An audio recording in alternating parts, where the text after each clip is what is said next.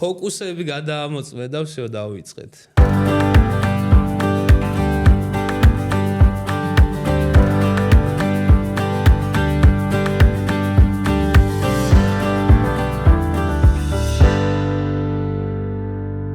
მოგესალმებით ძვირფასო მეგობრებო, დღეიდან ვიწყებთ ახალ გადაცემას, რომელიც იქნება პოდკასტის ტიპის, აგროკასტი. ძირითადი ვიდეოების შემდეგ, სადაც ჩვენ ვეწვევთ სხვადასხვა ფერმერებს თუ მეურნეობას, ამის შემდეგ გადავიღებთ აგროკასტს, სადაც უფრო დეტალურად გავშლით იმ თემას, რაზეც შემოგთავაზებთ თითოეულ ვიდეოს, ასე რომ ვისაც დაგაინტერესებთ უფრო დეტალურად თემების განხილვა სხვადასხვა სექტორების დარგების მიხედვით, გამოიწერეთ არხი, დაალაიქეთ ვიდეო და შემოუერთდით სოფლის მეურნეობით დაინტერესებულ ჩვენს აუდიტორიას. შეგახსენებთ ასევე აგრომენის ერთ-ერთი მთავარი მიზანია მარტი-აპრილის თვეში ავიდეთ 15000 გამომწერზე და ჩვენ ავიღეთ ვალდებულება რომ დავრგავთ ყოველ 100 გამომწერზე ერთი ხის ნერგს. შესაბამისად თქვენც მიიღეთ ამაში მონაწილეობა, გამოწერა უფასოა და მარტივად შეგიძლიათ შეიტანოთ წვლილი იმით რომ გამოიწეროთ არხი, დაალაიქოთ ვიდეო და შესაბამისად მიიღოთ მონაწილეობა ამ პროექტში. ასევე შეგახსენებთ ჩვენი მიზანია სოფლის მეურნეობის შესახებ ცნობიერების ამაღლება, ანუ ჩვენი მთავარი მოტივაციაა შევქმნათ სივრცე, სადაც ვისაუბრებთ სოფლის მეურნეობის შესახებ აგროსფეროთი დაინტერესებულ ადამიანებთან ერთად. ჩვენი მთავარი მესიჯია ის, რომ სოფლის მეურნეობა ქმნის დოვლათს და ქვეყნისთვის არის ერთ-ერთი მთავარი სტრატეგიული სფერო. გამოიწერეთ არხი, დაალაიქეთ ვიდეო, დავიწყოთ ჩვენი პირველი აგროკასტი. მოკლედ მეგობრებო, დღეს ჩვენი სტუმარია ზურაბ სადათიერაშვილი, გამარჯობა ზურა. საკმაოდ დიდი გამოცდილების მქონე აგრონომი, სოფლის მეურნეობაში ბევრი პროექტი გავს გაკეთებული, როგორც ვიცი. და შესაბამისად დღეს ჩვენ გადავიღეთ ვიდეო ჭარხლის შესახებ და ანუ ჭარხალი აღმოჩნდა ის ერთ-ერთი სფერო, ერთ-ერთი პროდუქტი, რომელიც ადგილობრივ მოთხოვნას დაახლოებით 90%-ზე მეტი პროცენტით აკმაყოფილებს, ხო? მოკლედ დღეს ვისაუბრებთ მათ შორის ჭარხალზეც და გამოვეხმაურებით თქვათ თქვენს კომენტარებს ასევე. და საინტერესო იქნება მოდის გაზაფხული და თქვათ როგორ დავამუშაოთ მიწა, რა არის ამისთვის საჭირო, როგორ გავანოყიეროთ, შემდეგ უკვე როგორ არის თქვათ აგროკალენდარი განაწილებული, თქვათ რა აუცილებელი ღონისძიებებია გასატარებელი, იგივე თქვათ რა მცენარეთა დაცვის საშუალებები გამოვიყენოთ, ამ თემაზე გვექნება დღეს აგროკასტი. ვისაც დაგაინტერესათ, აუცილებლად უყურეთ ბოლომდე. და ვიდეოს დალაიქება არ დაგავიწყდეთ და არხის გამოწერა. ზურა, აბა როგორ შეაფასებდი წლევანდელ მოსავლით დავიწყოთ, უпростоრედ შარშანდელი მოსავლით დავიწყოთ, ანუ როგორი მოსავალი იყო შარშან ჭარხლის და თქვათ როგორც ვიცი ფასიც ნორმალური იყო ბაზარზე და როგორ შეაფასებდი გასულ წელს. შარშანდელი 2025 წელი მეტნაკლებად რაღაც კულტურების გამოკლებით ვავიღებთ, ნორმალური იყო, ასე ვთქვათ, შეიძლება ითქვას, რომ დამაკმაყოფილებელ ჯგუფში გავიდა. ნუ იგივე მეურნეობაში, სადაც დაუშვათ მე ვმუშაობ და მიწევს საქმიანობას სოფელ სავანეთში, ბოლნიში, ანუ ძირითადი კულტურა მაინც არის კარტოფილი, გადამუშავებისთვის. არის ნუ საკმაოდ დიდი ფართობით ესება ხორბალი და რომელმაც შარშანდელი წლისგან გამომდინარე საკმაოდ ნორმალური მოსავალია ჩვენა იმის მიუხედავად რომ დაისეტყვა და ასე შემდეგ. შარშან ხორბალსაც ყოველ შემთხვევაში ამ ბოლო 2 წელიწადია ხორბალზე სტაბილური ფასია, ნუ არ დიდი რყევებით არ გამოირჩევა და როცა რყევები არ არის, ასე ვთქვათ, უფრო მშვიდად მუშაობის საშუალება არის და არ გვაქვს ასე ვთქვათ. ჭარხალი არ გვაქვს, ხო? ჭარხალი არ გვაქვს, კი. აი შემდეგში აუცილებლად დაიდება ჭარხალი ჩვენს მაგიდას. იმ კონკრეტული ვიდეო რო ჩაიწერა, ის იყო ჭარხლის მინდორში, ჭარხალი გვეთესა 15 ჰექტარზე. რა მოსავალი, აი ჰექტრული რა გამოვიდა საშუალოდ? ჰექტრული გამოვიდა სადღაც 32 ტონის ფარგლებში. 32 ტონა. და ეგ როგორ მოსავლად ითვლება ზოგადად? ზოგადად ეხა ჭარხლის პოტენციალი არის კიდევ უფრო მაღალი, მაგრამ იმის გათვალისწინებით, რომ ეს იყო შუალედური კულტურა, ანუ კარტოფილის მოსავლის შემდეგ. ანუ კარტოფილი კარტოფილის აღება რომ მოხდა. ძირითადი მოსავალი ავიღეთ ძირითადი მოსავალი, მე ცოტა ისეთი ის არის, რა ქვია, ექსტრემალური სიტუაცია, ექსტრემალური კლიმატური პირობებია ბოლნიში იმ პერიოდში. აქვე ცხელა, მიწან მშალი რაღაც და საკმაოდ ისეთი ექსტრემალურ შევიწროებულ ვადებში ხდება მიწის დამუშავება, ეხა რიგ შემთხვევაში მორწყვას დაგჭირდა რაღაც ნაკვეთის, იმიტომ რომ უკვე ფიზიკურად აღარ მუშავდებოდა მიწა. და ნუ ეხლა წარმოიდგინეთ მოსავალი პირველი მოსავალი თებერვლის ბოლოს დათესილი კარტოფილი ავიღეთ სადღაც 7 აგვისტოს მორჩით მოსავლის აღებას და 11 აგვისტოს უკვე დავთესეთ ჭარხალი. ინტენსიური წყვის პირობებში ეგრევე დათესვის შემდეგ ყოველ მესამე ყოველ დღე იწყებოდა რეალურად რა სისტემა ვაქ იქ მორწვის და რეალურად ნოემბრის თვეში უკვე ჭარხალი ავიღეთ. და აი ფასი როგორ ხო ფასი ეხლა 65 თეთრის ფარგლებში მერყეობდა. ეს ადგილიდან მიდიოდა კი გადარჩეული რეალურად რაც ავიღეთ მოსავალი ხო? დანაკარგი რეალურად არ ყოფილა, იმიტომ რომ საწყობში რაც შევიდა, მაქსიმუმ გადაირჩა იქიდან ალბათ 2-3 ტონა პროდუქცია. აი ეგეთი კითხვა მაქვს. თქვათ მივიღე მოსავალი, ხო? ის 100%, ის 32 ტონა შევიტანე საწყობში. ანუ დაახლოებით თქვათ რა პროცენტია, რომელიც არის იდეალური, თქვათ საბაზრე კალიბრი, აი 100%-დან რო დავყოთ, აი ეგ როგორ ნაწილდება, თქვათ წვრილი დიდი და თქვათ შუაში ის იდეალური ზომა. ჩვენ შემთხვევაში სადღაც 430-440 ტონის ფარგლებში იყო ჭარხალი და რეალურად წვრილი, რომელიც ანუ საბაზრეთ არ მარკეტების ქსელში არ წასულა, იყოს თავებოლო 20 ტონა. 20 ტონა. 20 ტონა, ხო, რეალურად გამოდის 5%.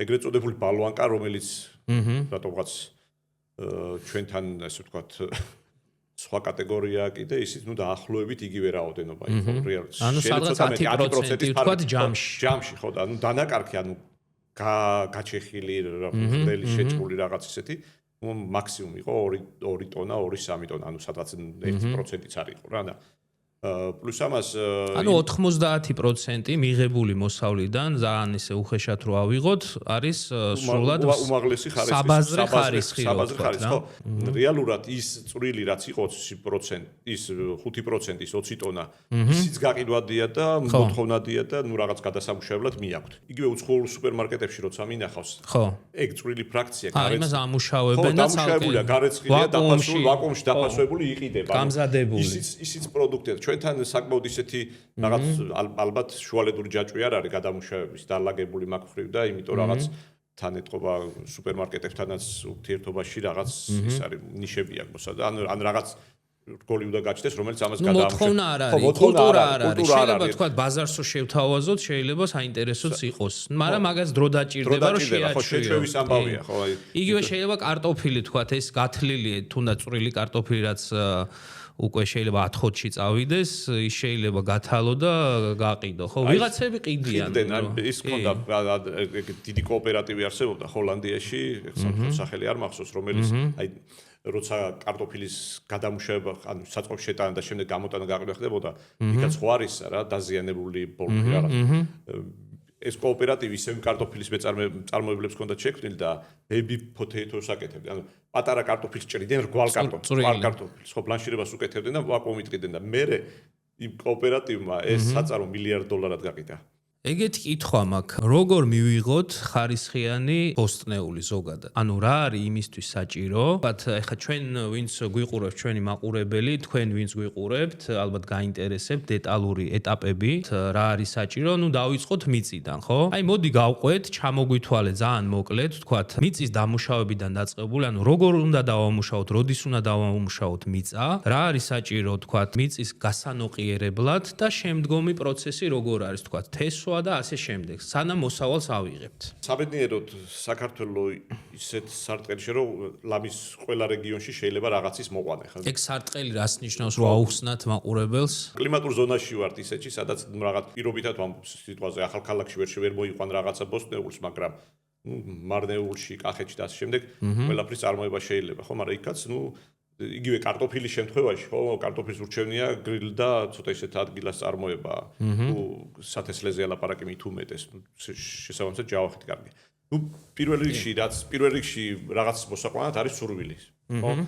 არის საჭირო აუცილებლად, მიწა და ვიწყებთ ნებისმიერ შემთხვევაში ბოსტნეულისთვის ნაკვეთის მომზადება უნდა დაიწყოს შემოდგომით. პირველი იწყება მიწის მომზადება, დამუშავება, ანუ ხნას აკეთებ თუ ხნას ბოსტნეული განსაკუთრებით ახლა დავუშვათ სტაფილოს შემთხვევაში, იგივე ჭარხლის შემთხვევაში, კარტოფილის შემთხვევაში აუცილებელია საკმაოდ ისეთი ფხვიერი საძირკველი შექმნა რა. თუ ეხლა მარცვალზე ლაპარაკი ხორბლის տեսვაზე. და რა სიღრმეზე უნდა მოხდეთ? 30-35 სანტიმეტრის ფარგლებში აუცილებელი რომ მოიხსნას. ამოტრიალდეს მიწა. თუ ნიადაგი გაძლევს საშუალებას, ხარ ადგილებსაც მაგ სიღრმეზე ვერ ჩადიხარ, მაგრამ ყოველ შემთხვევაში 30-35 კარტოფილის შემთხვევაში და კარგი ხარისხიანი სტაფილოს შემთხვევაში ყველა ვარიანტი 35 სანტიმეტრზე უნდა მოიხსნას. მოხდის ფუნქცია რა არის? პირველ რიგში, ის რაც ზევით ნარჩენებია მოხდეს მიწაში, თანამედროვე გუთნები ამის საშუალებას იძლევა და წიფხნელით და ასე.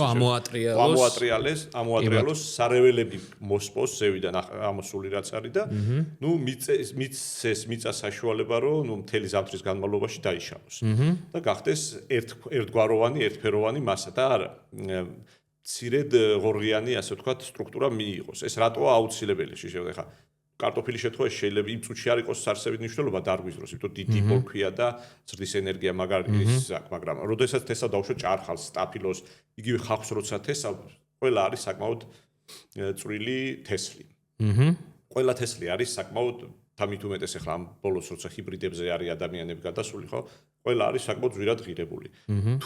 თუ ერთნაირი სტრუქტურა არ ქონდა მიწას, ვერ მოხდება დათესვა თანაბრად. თანაბრად და მე აღმოცენებაშიც პრობლემა იქნება. თუ თანაბრად არ არის დათესილი, ზოგი ადრეამოა, ზოგი გვიანამოა და მცენარეები ერთმანეთთან შედიან კონკურენციაში. აჰა, ოკეი. ესე იგი შეიძლება ერთმა მცენარე მეორეს ართვას მიკროელემენტები დაჩაგროს. დაჩაგროს, ხო, იმაზე მალე გამოვიდეს, იმაზე მალე გაიზარდოს.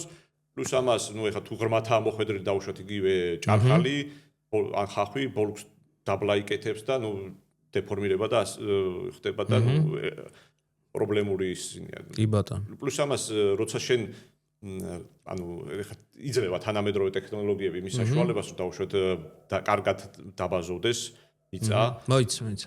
ხნის შემდეგ გაზაფხულზე მეგობრებო პირველი ხნა, დაახლოებით საშუალოდ 30-35 სანტიმეტრზე. შემთხვევაში როცა ძირხვენებს თესავ და კარტოფილს და ასე შემდეგ. მერე გაზაფხულზე ხდება კულტივაცია ან დაფრეზვა. მოხანი ყანა და დავტოვე მთელი ზამთარი. კი, დავტოვეთ. ეხლა თუ სიტუაზე როგორც წესი განოყიერების თვალსაზრისით, ეხლა ორგანული სასუქებით როცა ვანოყიერებთ ბოსტნეულს არ არის სასურველი პირდაპირ ბოსტნეულ კულტურას შევიტანოთ ორგანული სასუქი იგივე დავუშვათ ნაკელი, ფრინველის და რატო არ არის ეგეც თქვათ, მაგრამ ჭარბი რაოდენობით შეიცავს აზოტს ხშირ შემთხვევაში. არ არის დაბალანსებული და პროცესები დასრულებული ფერმენტაციის და იმის და მარტივად რო აუხსნათ არ არის ბოლომდე გამომწვარი რასაც ვეძახით თქვა ნაკელი თუ შევა. პლუს ამას როდესაც შეგაკ არ ხშირად ხდება ხოლმე რომ სტაფილოს მაგალითზე დავუშვათ სტაფილოში არის ბორჯოლებს იკეთებს რა ბევრი წანაზარდი აქვს რა. აქ ის რო აქვს ხო? თითებით რო ადამიანის ხელივით შეიძლება იყოს ბევრი გაყოფა ორად. პირდაპირ ნიშანია იმის რომ აზოტია ორგანული სასუქია შეტანილი უშუალოდ ამ კულტურაში რა. თუ ორგანულის შეტანას აპირებთ, ჯობია მარცვალს შეიტანოთ იმის წინ. თესბრუნვაც აუცილებელი დასაცავი პირობა ჩვენ არ ვიხსენებია თესბრუნვა აუცილებელია, ერთი და იგივე ოჯახის კულტურა ზედიზედ ერთმანეთის მიყოლებით არ ითესებოდეს. სასურველია რომ 3-4 საწყისი არის მე ყველა მეურნეობის 3-4 წლის შემდეგ მოხდეს იგივე ოჯახის მცენარე, დავუშვათ ეხლა თუ კარტოფილს რგავ, არ უნდა იყოს კარტოფილი ჯერ ერთი მე-4 წელზე ადრე, სასურველია მე-3 წელზე ადრე და პლუს კიდე შუაში არ უნდა იყოს დავუშვათ ბადრიჯანი ბულგარული და ჩაანაცვლო მარცვლოვანები. ხო, მარცვლოვნები როგორც წესი ხორბალი იგივე ყველაზე იდეალური, ასე ვთქვათ. თესბრუნვაში ერთ-ერთი ყველაზე შეუცვლელია. თქვათ რომ არ დავაბნიოთ მაყურებელიც, ესე იგი მოხანი დავამუშავე ნაკვეთი. თუ აპირებ შეტანას ახლა მე იმ კატეგორიის თქვა კარტოფილი მომყავს ამ მაგალითზე განვიხილოთ. კალიუმი აუცილებლად შეიტანო ნაკვეთში. კარგად რო ავხსნათ რას ნიშნავს ფოსფორი, რისთვის არის და კალიუმი რას ნიშნავს და რისთვის არის. რატო უნდა შევიტანო? ხნის შემდეგ, ხო? ხო, ხნის შემდეგ მიწაში და მოხდეს მე კულტივაცია ან დისკავდა მიწაში მოახვედრებ ან თქვა დავიწყოთ კალიუმი. კალიუმი ეს ჯერ ის თქვათ რომ ნებისმიერ კულტურას თუ მოსავლის მიღება გინდა რაღაცა გამოაქვს ნიადაგიდან აუცილებლად. ეს შეიცავს თვითონ. თვითონ შეიცავს აუცილებლად კალიუმს. ჯერ ერთი უხარისხო კარტოფილი გამოგივა თუ არ არის ნიადაგში კალიუმი ხა. არის მენაკლებად კალიუმით უზრუნველყოფილია ჩვენი ნაკვეთები, მაგრამ როცა ინტენსიურ მეურნეობას ეწევი და ყოველ წელიწადს რაღაცა გამოგაქ იქიდან, ეს ნიადაგი იფიტება ყველა შემთხვევაში. კალიუმი ახლა ჩვენ ბაზარზე ძირითადად წარმოდგენილია კალიუმის ქლორიდის სახით, ეს არის ნატურალური, არ არის ქიმიკატებით, ასე ვთქვათ, რაღაც. ანუ ბუნებაში რაც მოიპოვება, ის არის. ღია კარიერული მაღაროებში. მაღაროებში იღებენ ღია კარიერული წესით, ან კალიუმის ქლორიდი, კალიუმის მარილია, როგორც ნატრიუმის მარილს მოიპოვებენ, ეგრევე მოიპოვებენ. მცენარე სჭირდება. Plus ამას მე ვთვლი რომ თუ კარტოფილი იგივე მცენარე არ არის ჯანსაღი და არ შეიცავს ყველა ადამიანისთვისაც არ არის ასე ვთქვათ სრულფასოვანი საკვები. ანუ ჩვენთვის მნიშვნელოვანია რომ თქვა ბოსტნეული ხილი რასაც მივირთმევთ ხორცი ხო ნებისმიერ ცილა იქნება თუ ნახშირწყლები აუცილებელია რომ დაბალანსებული იყოს და შესაბამისად რამე მავნე ნივთიერება ზედმეტი დოზით თქვა იგივე მცენარეთა დაცვის საშუალებებსაც რო იყენებენ სასუქებსაც რაც ახსენეთ. მოდი კიდე აი უფრო ზედაპირულად გავყვეთ და მე ჩავშალოთ სიღრმეებში. კალიუმი ნუ ძირითადად არის პროდუქციის ხარისხზე. აი რას შაქრების შემცველობა, მშრალი ნივთიერებების შემცველობა, კანის სიჯანსაღე, შენახვის უნარი. ამ ყველაფერს უზრუნველყოფს კალიუმი. გადავიდეთ ფოსფორზე. ფოსფორი არის, ფოსფორიზე განსაკუთრებით დიდი მოთხოვნა მცენარის საწყის ეტაპზე, როცა ფესვი გამოაქვს. სწორედ ფოსფორი უზრუნველყოფს ფესვების კარგად განვითარებას. და პლუს ამას ფოსფორი უზრუნველყოფს აი კარტოფილის შემთხვევაში სწორედ ტუბერების რაოდენობას. ანუ იმ ნაყოფების რაოდენობას, რომელსაც გამოდის სწორედ ფოსფორია იმაზე პასუხისმგებელი. თუ ფოსფორი იმ პერიოდში არის, მე აზრი არ აქვს ვიცეს. ფოსფორი საკმაოდ ისეთი მაღალ მოსავლებზე რო ვილაპარაკოთ, თავში 50-60 ტონაზე, 30 ტონაზე, 35 ტონაზე კარტოფილის შემთხვევაში, სწორედ ფოსფორია გამაპირობებელი იმ რაოდენობის, ანუ გამონასკვაზე, რამაც უდაში საბოლოო ჯამში მოსავალი მოგწეს. ამის მერე უკვე მოდის აზოტი. ძირითადი ასე ვთქვათ, ეს სამი ძირითადი ელემენტია, რომელიც ასე ვთქვათ, აზოტი არის პასუხისმგებელი მცენარის მწვანე მასის განვითარებას, ვეგეტაციაზე, რა. თუ აზოტი არ არის, შესაბამისად მცენარე ვერ იზრდება ჯანსაღი ფოთლით. თუ ფოთოლი არ აქვს რაოდენობაში წარმოდგენილი, ვერ იღებს მზის სხივებს, ფოტოსინთეზს ვერ წარმოქმნის, ვერ სახამებელს ვერ წარმოქმნის და ასე შემდეგ, თავისი ყველა იმით. აზოტზე აქვს ადამიანებს პრობლემა ზოგადად თვლიან რომ დაუშვათ. აზოტის გამოყენება არასასურველ დროს, როცა მცენარე უკვე ნაყოფს აწარმოებს, არ შეიძლება. ეს ისეთი ის არის რა, როცა მცენარე ახალი დარგული, ახალი ამოვიდა და ინტენსიურად იზრდება, სწორედ მაშინ შეიძლება აზოტი. კაი, მოდი ესე ვქნათ, თქვათ მოუხანი მიწა, თუ თქვათ თესავ კარტოფილის მაგალითზე რო ავიღოთ, ხო? შევიტანე შესაბამისი დოზებით ფოსფორი და კალიუმი და მოკლედ დავანებე თავი რა. მოვიდა თქვათ თებერვალი მარტის თვე, თქვათ თუ საუბრობთ უფრო საადრეო ზონაზე, თქვათ ქვემო ქართლზე ბოლნისი მარნეული, თებერვლის ბოლო, თქვათ ახალქალაქის ზონაზე თუ საუბრობთ, ეგ არის უფრო აპრილის ბოლო, მაისის დასაწყისი, ხო? ნუ რა მნიშვნელობა აქვს პროცესი იგივეა. რას ვაკეთებთ თესვის წინ? მიწა უნდა მოვიდეს კონდიციაში, ან დაიფრეზოს, ან ბაზოები გაკეთდეს. რას ნიშნავს ბაზოები? ეგ კარგად აუხსნათ ჩვენს მაყურებელს. მოკლედ კარტოფილის ტექნოლოგიაში გამოიყენება ასე ვთქვათ, შემაღლებული კვალია, რომლის შუაშიც ირგვება კარტოფილი. ანუ მიწაყრილია, რომელიც უზრუნველყოფს თანაბრად გათბობას. აი აქ ამოვანათებთ მეგობრებო, აი ეს არის, აი თქვენ უყურებთ, აი ამას ქვია ბაზოები. ხო. ბაზოს ანუ მიწა რო გათბეს თანაბრად, არ დადგეს წყალი, არ ვთქვათ, აერაცია საკმარის კონდეს გავაკეთებთ და იმაში ვგავთ კარტოფილს, ან ვგავთ და ბაზოს მერე ვაკეთებთ, უკვე აღმოცენების წინა პერიოდში. კარტოფილს ვეშვებით, სანამ არ აღმოვა. თუ ეხლა გვალვაა და რაღაც, ნუ შეიძლება მოიწვიოს. და დარგვის დროს თვითონ დამატებით თქვათ რასაც უკ შეიძლება გამოიყენოთ. თესვაში უნდა და რით შეიძლება თქვათ თუ მუშავდება სათესი მასალა თვითონ და რაზე მუშავდება? თესვაში სადღაც მთელი ვეგეტაციის განმავლობაში საჭირო 2/3 აზოტი უნდა ჩავაყოლოთ. უნდა ვეცადოთ რომ უშუალოდ მცენარეს არ მოხდეს. აი 2/3 გაუგებარი იქნება, აი თქვათ დოზებით თქვათ რა, რამდენი კილოგრამის ასუქი უნდა ჰექტარზე დაუშვათ. რას გეგმავთ? პირველ რიგში რა. მაქსიმუმს ხო? მეგობრებო. კარტოფილისთვის ყველაზე მაქსიმალური ხა ისეთი მოდი საშუალო მოსავალი ავიღოთ. ჩვენ პირობებში 25, ნუ სადღაც 150 კილო სუფთა ნივთიერება აზოტია საჭირო. დაახლოებით. ეგეც უნდა ავხსნათ. მოკლედ, რას ნიშნავს სუფთა ნივთიერება, ხო? თქვა, თუ ამბობთ, რომ 150 კილოგრამი არის სუფთა აზოტი საჭირო, ეს იმას ნიშნავს, რომ თუ შევიძენ დაუშვათ ამონიუმის გვარჯილას და არის 34% სუფთა ნივთიერება, ეს ნიშნავს, რომ 100 კილოგრამში, ესე იგი 34 კილოგრამი არის სუფთა აზოტი. შესაბამისად, ამ ფორმულით უნდა ვიანგარიშოთ კონკრეტულად ნებისმიერი სასუქიც რო ავიღოთ პროცენტული მინიშნებული ყველაში. ხო, სუფთა ნივთიერება რა არის, ხო, თქვა კალიუმის შემთხვევაში, ფოსფორის შემთხვევაშიც, აზოტის შემთხვევაში. კალიუმის შემთხვევაში როგორც ვთქვი, ძირითადი კალიუმის სასუქი ეს არის კალიუმის ქლორიდია წარმოდგენილი, რომელიც 60% კალიუმის შემცველობითაა. ანუ ის მასა ჩვენ რასაც ვიყენებთ და ვაყრით, ხო? ამ მასაში, თქვა სუფთა ნივთიერება 64% გვაქვს კალიუმი. 60%-ია კალიუმი, დანარჩენი ბალასტია. ხო, 60%-ია კალიუმი, ფოსფორის შემთხვევაში როგორ გვაქვს? ფოსფორი ამოფოს სახით გვაქვს 12-52-იან, 12% აზოტია და 52%-იან, ან 18-46 გააჩნია, ძირითადად 12-52 ხა ყველაზე მისახელმისაწვდომი. და აზოტის შემთხვევაში როგორც ვახსენეთ, თქვათ ამონიუმის გვარჯილის შემთხვევაში ანალოგიურად მსგავსი სუფთა ნივთიერებით უნდა ვიანგარიშოთ. არის კიდე ისინი რა ქვია, უკვე ზასასუქები რა კომბინირებული რასაც MPK. MPK.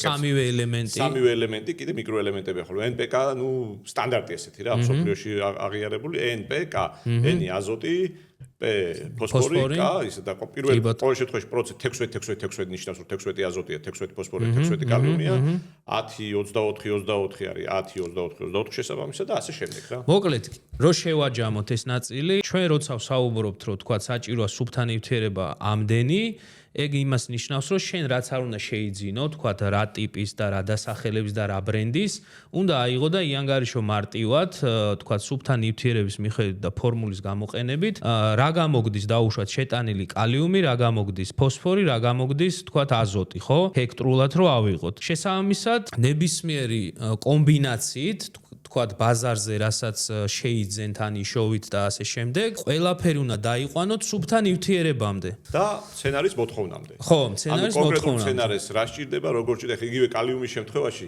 ყველა ვარიანტი, კალიუმის ქლორიდის შემთხვევაში, ყველა ვარიანტი სასურველია რომ შევიტანოთ შემოდგომით, იმიტომ ძრალად ხნაზე, იმიტომ რომ ქლორს შეიცავს და ბევრი მცენარე, მაგალითად კარტოფილი, იგივე პამიდორი, ქლორის მიმართ საკმაოდ ისე განწყობილები არიან. განეიტრალდეს ეს და დარჩეს წვიმა თოვლმა ქლორი გახსნას და ჩარეცხოს რომ და სუფთა კალიუმი დარჩეს სცენარის კი ბატონო, ესე იგი თესვას რო დაუბრუნდეთ, ეს მე მგონი ამომწურავად თავხსენით.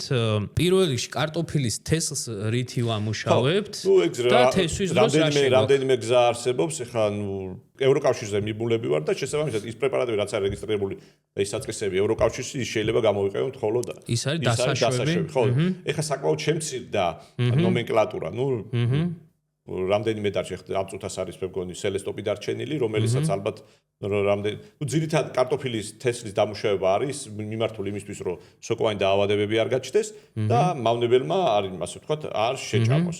ყველა ნებისმიერ შემთხვევაში მხოლოდ ის პრეპარატები და გამოიყენოთ, რაც დასაშვები. ჩამონათვალი შეიძლება საქართველოს რეგისტრირებულ პესტიციდებში ჩამონათვალი შეიძლება ნახოს ფერმერმა და იმის მიხედვით იმუშაოს. ყოველთვის არ არის идеალური გაზაფხულში წვიმები წავიდა და ასე შემდეგ.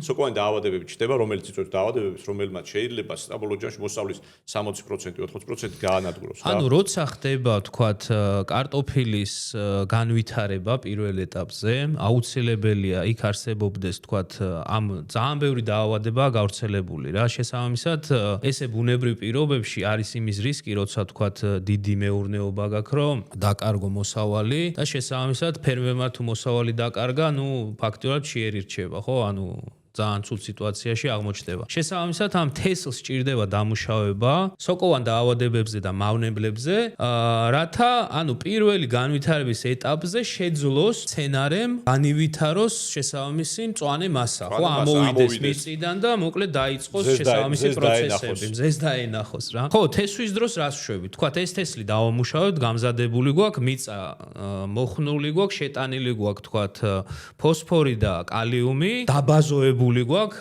აი აქ ამონათდება კიდევ ერთხელ, დაბაზოებული გვაქვს და ვიწყებთ თესვას. რას ვაკეთებთ შემდეგს? ვცდილობთ თანაბრად გავანაწილოთ. ეგ თავისთავად. თუ სათესით თესავთ, რა თქმა უნდა, სპეციალური კარტოფილის სათესი. თქვათ, ვიღაცა ხელით აწყობს, ხო, იმ კვალში და მე შევთოხითთან ტრაქტორით მიაყარო რა. მთელი აგროტექნიკა კარტოფილის აღმოცენებამდე და სცენარის მიერ, ასე ვთქვათ, მიწის დაფარვამდე მიდის იმისკენ, რომ არ მოხდეს სარეველების გავრცელება. თესლის დამუშავების შემდეგ უკვე დათესვამდე, ანუ საერთო რაოდენობის აზოტის 2/3 შეიტანება, ან მობნევით, ან არის სარგაო კომბაინებს აქვს თავისი და მისაცემი სასუხის და იმით 2/3-ს რო ვამბობთ, ანუ ჰექტრული ნორმა სეზონზე რამდენი გვაქვს? მოსავალიდან დამოკიდებული 100-დან 150 კილომდე. 150 კილო. ხო, რვირას ანუ გეგმას. 100 კილო შეგვაქვს, მოკლედ რო ვთქვა. ხო, 100 კილო უხეშად და ნუ 100 შეგვაქვს, 50-ს მე ვამატებთ უკვე ასე ეგ უკვე ვეგეტაციის დროს. ხო, თუმცა საინტერესო ის არის, რომ როდესაც თესლს ყიდულობ, ბევრი წარმოებელი თესლის წარმოებელი აყოლებს ანოტაციას. არის ზოგი ჯიში, რომელსაც 100% ასე ვთქვათ, თავიდანვე უნდა ბევრი აზოტი. ხო, ანუ მალე მოიხმარს და მე აღარ სჭირდება. ხო, ეგეც უნდა გავითვალისწინოთ. თუ ყიდულობთ თესლს, თქვათ და მოყვება ეტიკეტი, ან რამე სერტიფიკატი გაქვთ, ან რამე ანოტაცია, შესაბამისად, კარგი იქნება თუ გავითვალისწინებთ. თუ არ გავითვალისწინებთ, საშუალო დოზები უნდა ავიღოთ. ხო, ეხლა ნუ ჭარბი თუ ფერმერი ვერ უზრუნველყოფს, ანუ მაღალი მოსავლების გეგმის შესრულებას, იქ არ არის მარტო სასუქი და იქ არის წყალიც, ტემპერატურაც, სარეველებთან ბრძოლა. წყალზე, აი, თის წყალი შეგიძლია გასინჯო. ცოტა პირი გაგვიშრა. ნუ აი ეს ყველაფერი არის დამოკიდებული იმაზე, რას გეგმავთ, როგორ გეგმავთ, რა მოკლედ. ამიტომ შესაბამისად ეს ძალიან მარტივია, თუ იცით რა ჯიშის თესლი იყიდეთ, ნუ ინტერნეტი ხა ყველასთვის ხელმისაწვდომია და კონკრეტული კომპანიის საიტზე შეხვალ და ნახავ იქ ანუ აი დაუშვათ მიხვედით ვიღაც ფერმერთან თუ ესე ყიდულობთ და აბა რომელი ჯიშიაო რო ეკითხებით და გეუბნება თქვათ რავი რომელია ჯელი ყველაზე გავრცელებული არიზონა თუნდაც მარტივად შეგიძლიათ გახსნათ ტელეფონი შეხვიდეთ Google-ში ან თუ გაქვთ ChatGPT მთლად უკეთესი კითხავ და პირდაპირ ჩაწერთ არიზონას და შესაბამისად მოთხოვთ რომ დოზები თქვათ რა ჭირდება ფოსფორი, კალიუმი, აზოტი ხო და შესაბამისი შეტანის გრაფიკიც არის იქ მოცემული სადაც შეგიძლიათ ნახოთ და იმის მიხედვით თუ დაიცავთ თუ არ დაიცავთ ნუ ისევ საშუალო დოზებზე უნდა ვისაუბროთ რა ამ საიტებს იგივე რა რაოდენობა უნდა დაარგოთ კონკრეტულად ეს ჯიში ანუ რაზომის თესლია იმის მიხედვით, ნუ საკმაოდ კარგად გაწერილი, ასე ვთქვათ, ინსტრუქციები აქვს და ნუ შეიძლება ეს გამოიყენოთ აუცილებლად. რაც ანუ ამ ჯიშისთვის დამახასიათებელ, რაც უფრო ზუსტ, ასე ვთქვათ, ნაბიჯებს დაიცავთ, უფრო მეტი შანსი გაქვთ მაღალი მოსავლის მიღების. თავისთავად. კაი, ესე იგი, ჩვენ დავიწყეთ თესვა და მოკლედ აზოტს ვაყოლებთ თესვაში. ხო, აი ეგ საინტერესოა, თქვათ, ეხლა სოფელში დავუშვათ მცირე ნაკვეთებზე, ზოგი ხელით თესავს, ზოგი რაღაც მცირე ტრაქტორზე აბმული იმ სათესით, ხო, რომელსაც ზოგ სასუქის მიმცემი ოპცია არ აქვს. ანუ მაგ შემთხვევაში როგორ ვაკეთებ, თქვათ, ეს ჩაიყარა კარტოფილი, დაიფარა მიწით, თქვათ, ზემოდან მობნევა შეუძლია? არ არის, ჯობია ჩააყოლოს ნაკვეთში და ანუ კვალშივე უნდა ჩააყოლოს. აზოტს აქვს საკმაოდ ერთი ისე თვისება, აორთქლებადია, ნუ მზის სხივების და ჰაერის მოქმედების ორთქლებადია. შეიძლება დაკარგო. ხო, დაკარგო ერთია, ნუ არასასურველია. კი ბატონო. პლუს ამას გარემოსთვისაც რა. ოზონის შრისთვის და ასე შემდეგ. ნუ უნდა ეცადო რომ მიწაში მოხდეს და დაიფაროს. ანუ აზოტი აუცილებელია რომ იყოს კვალშივე, თქვათ ეს კარტოფილი ჩაიდო, ყარა ეს აზოტი ის დოზა, რაც აუცილებელია რომ ეს განვითარდეს და მიწიდან თავი ამოყოს და ჯამთელი იყოს, დაიფარა მიწით, შემდეგი პროცესი რა გვაქვს? შემდეგი პროცესი არის სარეველებთან ბრძოლა. მიწა უნდა იყოს იდეალურად სუფთა. ყოველი სარეველა არის კონკურენტი, როგორც კვებაში, ისე მზეში. ხო, თუ როცა დიდი მასშტაბური მეურნეობებია, არის ქიმიური ბრძოლა სარეველების წინააღმდეგ, მცირე მეურნეობაში საოჯახოზე თუ ალაპარაკი, იქ შეიძლება შეუძლებლად სტანდარტულად თოხი არის უნიკალური ინსტრუმენტი, მეგობრებო. თოხი არ დაივიწყოთ. ერთი კითხვა მაქვს, ანუ სანამ სარეველებზე გადავალთ, ხო? ეს მიწის ტენიანობასაც ხომ მნიშვნელობა აქვს, რომ თქვათ, ეხლა მე თუ ძალიან შალ მიწაში დავთესე ეს კარტოფილი, აი მან როგორ არის ეგ რო აგვიხსნა. ხო, ნუ კარტოფილს აქვს ერთი, ასე ვთქვათ, სხვა რამე, სხვა ბოსტნეულისგან საკმაოდ კარგია და მეტად დაცულია, ასე ვთქვათ, აღმოცენების მარაგი ნივთიერება საკმაოდ ბევრი აქვს, წყალი აქვს თვითონ. ნუ ყოველ შემთხვევაში პირველი 5 დღე მაინც არაფერი სჭირდება. კარტოფილი წესით ნორმალური ტემპერატურის პირობებში, თუ ტემპერატურა არის, ასე ვთქვათ, ნიადაგის 8-დან 12 გრადუსამდე გაზაფხულზე თანდათან იწევს ტემპერატურა, უნდა ამოვიდეს სადღაც 35-40 დღეს. მე-40 დღეს. ხო. ეხლა ამ ხნის განმავლობაში თუ ნალექი არ იქნა, უნდა მოირწყოს. და რამდენი უნდა თქვათ თუ საზომი გაქვთ, აი შეგიძლიათ რაღაც საიტებზე ტემუზე იყიდება მაგალითად ძალიან იაფიღირს რა თქო ჩაარჭობ ამ იმას თერმომეტრივით არის და გიზომავს მიწის ტენიანობას აი რა პროცენტი უნდა იყოს იდეალური რა პროცენტია დაახლოებით სრულ ტეტევადობა არ უნდა ადიოდეს 60% ზევით რა როცა ამ პირობებში იმიტომ რომ აქ არის მხოლოდ მზისმიერი აორთქლება თვითონ მცენარე ვერაფერს ვერ აორთქლებს რა ძალიან მარტივი ის არის რა ქვია ტესტია ნუ გამოჩიჩკი გუნდა თუ იკვრება ესე იგი მიწასველია რა და მორწყვა არ სჭირდება რა თუ გუნდა იკვრება თუ უკვე იწყებს ახლა ეს კუსტარული მეთოდი თუ ის არის რა ქვია ახლა აღმოცენებდა მითხოვეს თუ ონავი ტენი მაინც არის პრობლემა არ არის ერთადერთი რაშია საქმე ამ ბოლოკლებებით რა რიგის სოკოვანი დაავადებები მაგალითად რიზოქტონია ჩდება აღმოცენების ბამდე ნალექი არ მოვიდა რა ანუ თუ ფორები შევსილი არ არის წყლით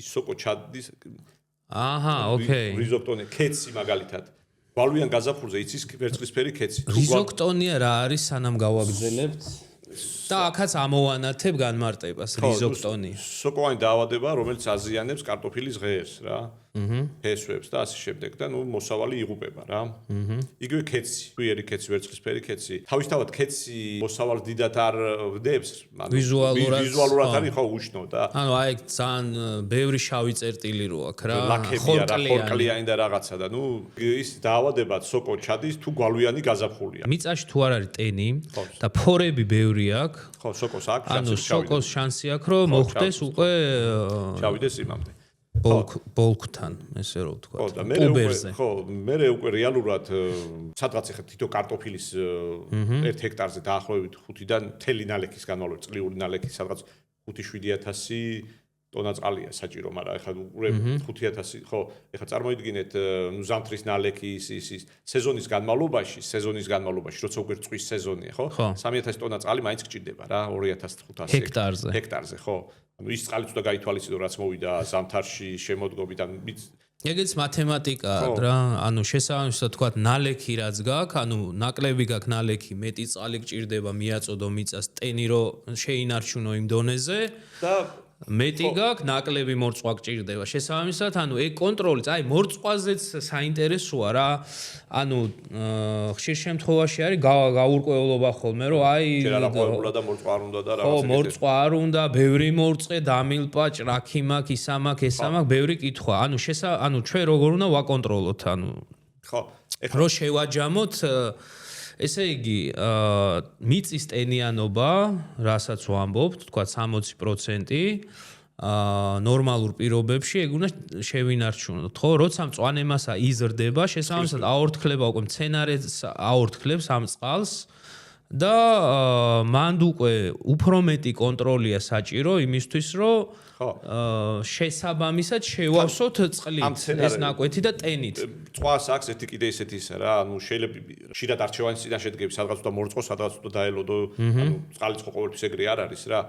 თუ ჩამოწდა სრულ ტენტევადობას 60% შეიძლება 40%-ზე ქვევით იყოს იმ კონკრეტულ მომენტში. ეხლა რო წყავი 100%-ზე ადის წყლის ტენიანობა, ხო? ხო, მაგრამ მე ხო ბალანსდება, ანუ თუ დავლა ჩამოდის და ჭკნობის წერტილს ჩაცდა მცენარე, იმის რამდენიც გინდა მორწყე, მე იმის მობრუნება ფაქტურად გამორიცხულია, ხო, ანუ დაკარგავს თავის მოსავლის პოტენციალს. ანუ ესე იგი რეანიმაციაც არ უშველის რა. წყალი არის ერთ-ერთი განსაზღვრელი ფაქტორი. პლუს ამას ახლა კი ესე 3000, 4000 ცოტა ისეთი თემაა, იმიტომ რომ აორთქლებაც ხო სხვადასხვა რა. მოკლედ ტენზე ვისაუბრეთ, მორწყვის მნიშვნელობაზე ვისაუბრეთ და როგორ უნდა მოვახდინოთ, თქვათ, ის ბალანსი დავიჭიროთ, რომ ტენი შევინარჩუნოთ იმ დონეზე, რომ კარტოფილს არ შეექმნას პრობლემა. რამდენ ხანში ხდება პირველი აღმოცენება, ანუ მცენარე როცა უკვე თავს ამოყოფს მიწიდან და შემდეგ რა ღონისძიებია საჭირო. 35-40 დღეში ყველა ანუ კარტოფილი და ამოვიდეს ამ მოსასწრაფად. ხო, გამთვარი, ანუ ისიც რომ დარგო დაუშვათ კარტოფილი თუ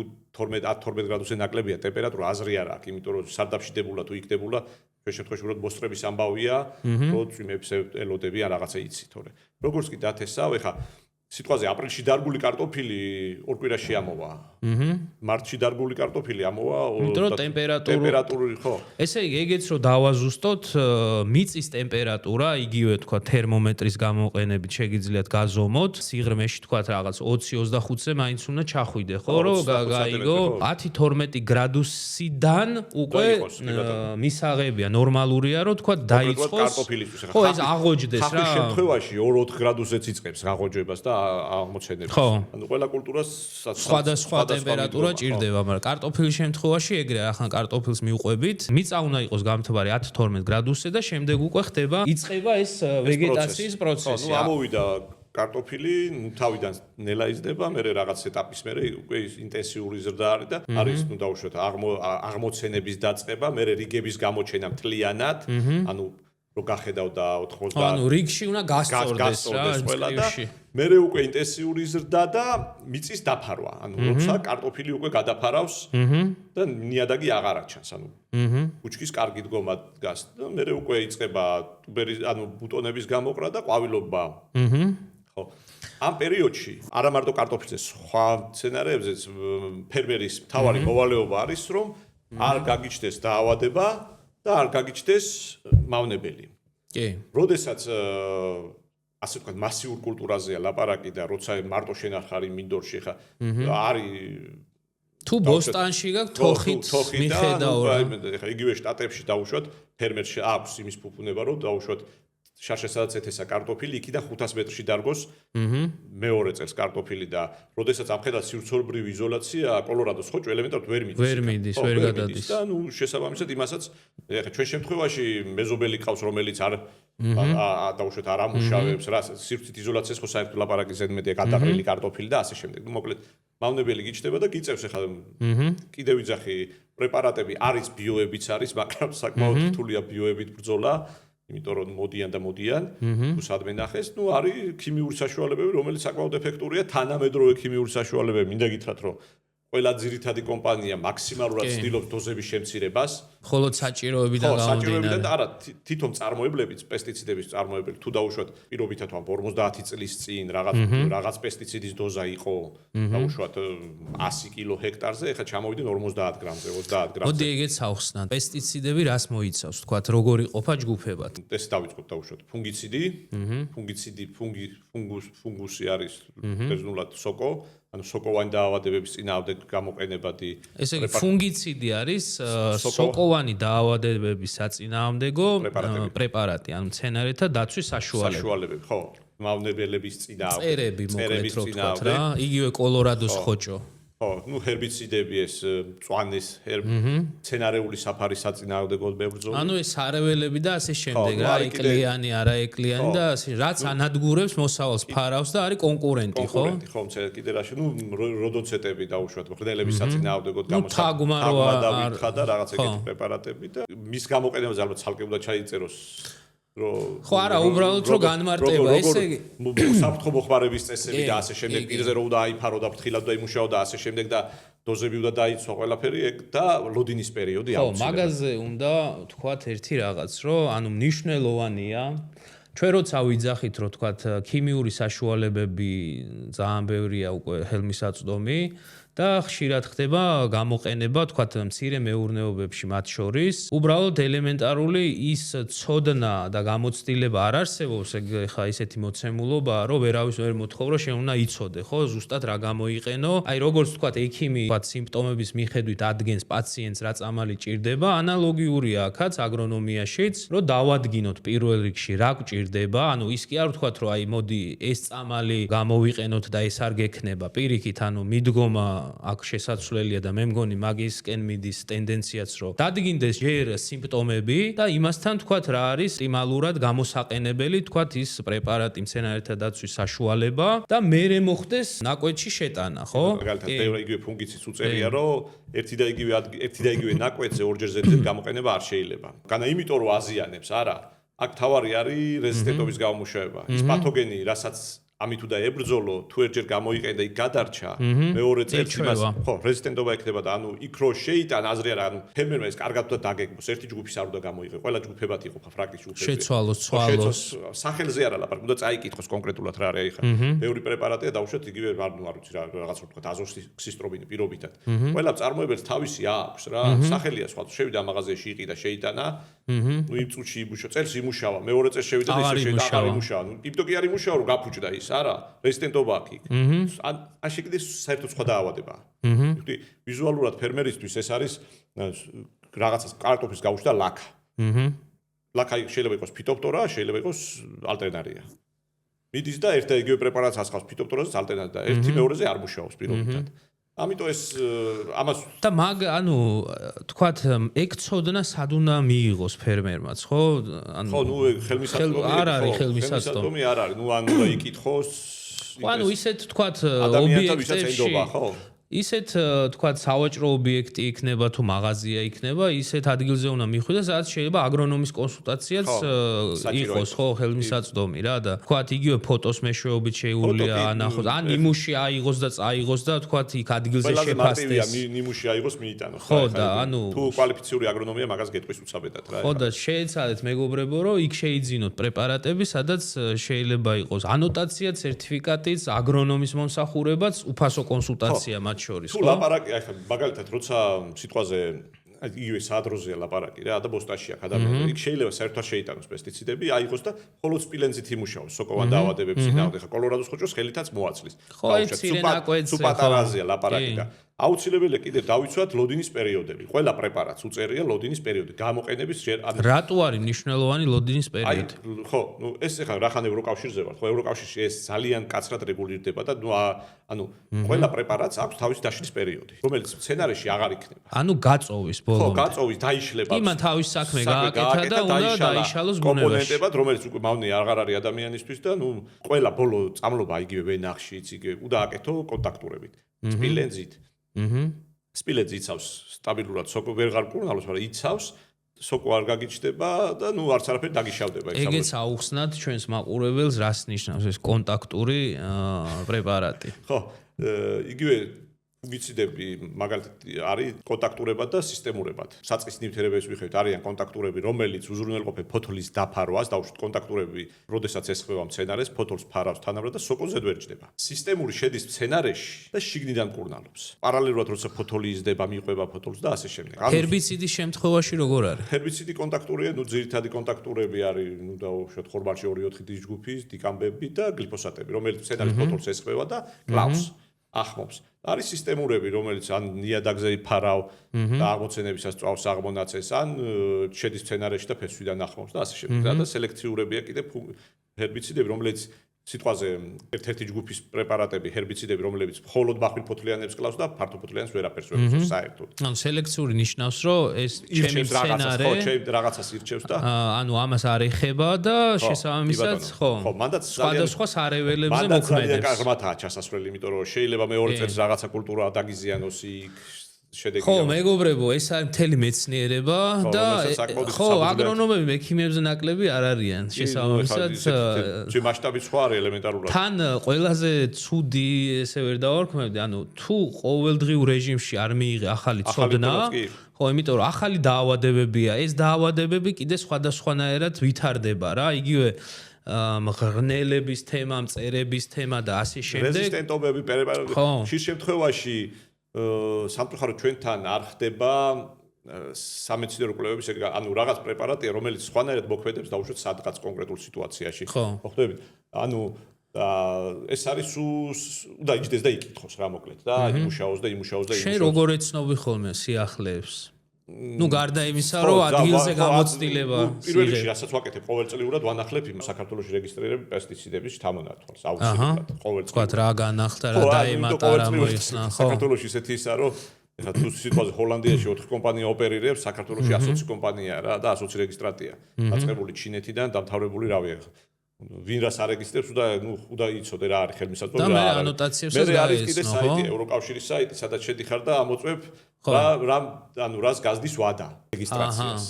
ანუ ზოგს აგრძელებენ, ეხლა ძალიან უნდოდა მსოფლიოს გლიფოსატის აკრძალვა. ტოტალური ჰერბიციდის, მაგრამ საბოლოო ჯამში უარი თქვეს და გაახანგრძლილა. კაცობრიობის ასაკი გაიზარდა. გაიზარდა ერთ-ერთი, ასე ვთქვათ, სიცოცხლის ხანგრძლივობა საშუალოდ პლანეტაზე გაიზარდა. ერთ-ერთი მიზეზი ამის არის სწორედ პესტიციდების გამოყენება. გაძღა კაცობრიობა. საჭმელი ჭარბათა გვაქვს, მოყავს. ხვდები? ანუ თუ 100 წლის წინ ნახევარი პლანეტა შიმშილობდა, ევროპაში შიმშილობდნენ რა. ეხლა სასურსათო პრობლემა თუ ძალიან ღარიბი ქვეყანა არ არის, ასე ვთქვათ, ჩამოჭრილი აღარ აქვს.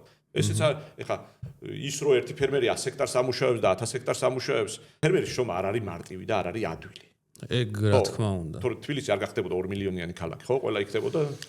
აი თქვენ ეხა რო გვიყურებთ და ვინც წამოსული ხართ სოფლებიდან რა.